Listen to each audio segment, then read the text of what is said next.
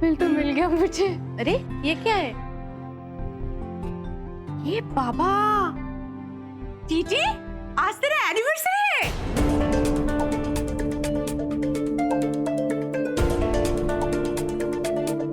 Oh my God, happy anniversary. Anniversary आज नहीं है, कल थी, और तुम सब में से किसी को भी याद नहीं था। ऐसे दोस्त हो तुम। सॉरी टीटी, लेकिन हम अपनी लाइफ की सर्कल्स में इतने उलझे हुए हैं कि कभी कभी तो अपनी एनिवर्सरी भी याद नहीं रहती।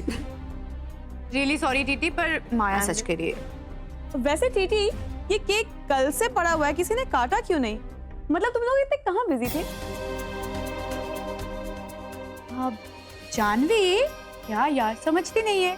कल सुमित्रा आंटी घर पे नहीं थी, तो तानिया और देव ने शुरू कर दी होगी उसकी पकड़म पकड़ाई वाला गेम, है ना? वाना कल कुचिकू। ऐसा कुछ नहीं हुआ। अरे मेरी कोई नई नई शादी नहीं हुई है जो मुझे इतनी एक्साइटमेंट रहेगी।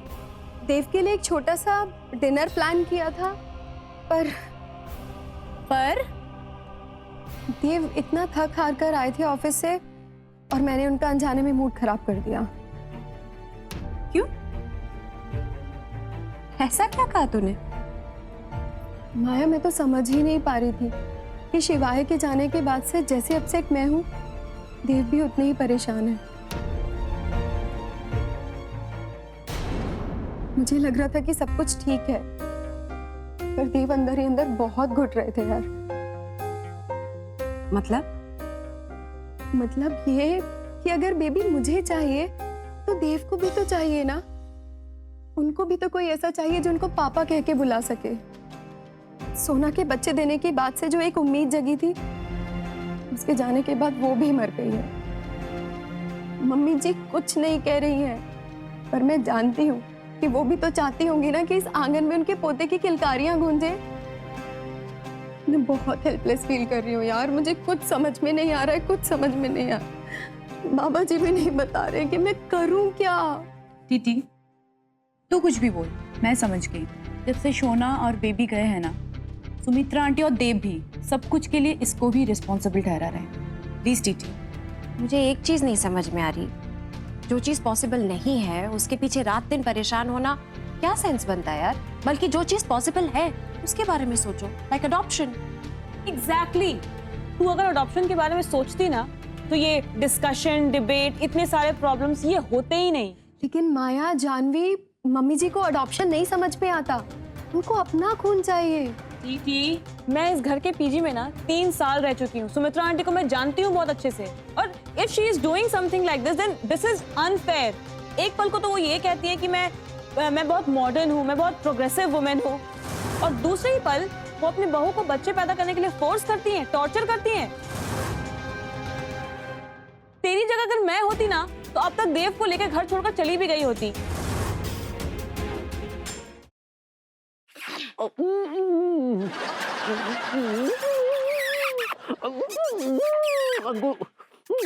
लड्डू के भैया, अंकुर ये कुछ ज्यादा हो रहा है। लड्डू के भैया।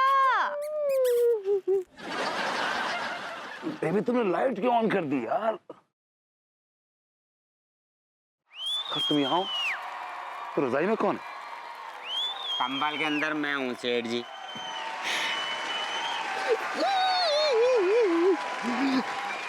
I like it. Ah, God.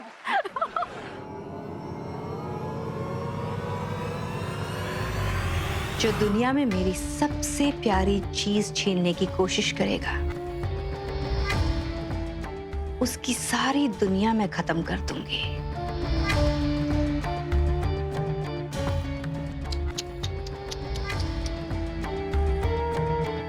उनका एक्सीडेंट हो गया था।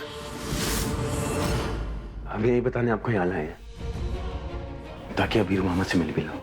पर तूने तो कहा था कि वो दिल्ली में है, वो आने वाला है।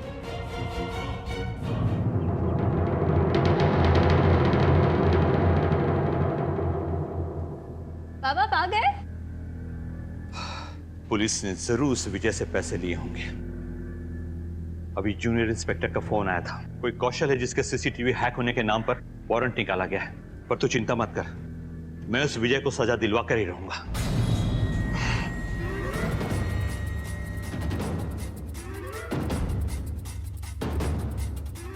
अब पापा, मैं निक्की के घर जा रही हूँ। हाँ, वो उसका कॉल आया था, मैं थोड़ी देर में आती हूँ। आपने जो कुछ भी कहा है वही करूंगी। आपने जो रास्ता दिखाया है, साम दाम दंड भेद, उसी की नीति अपनाऊंगी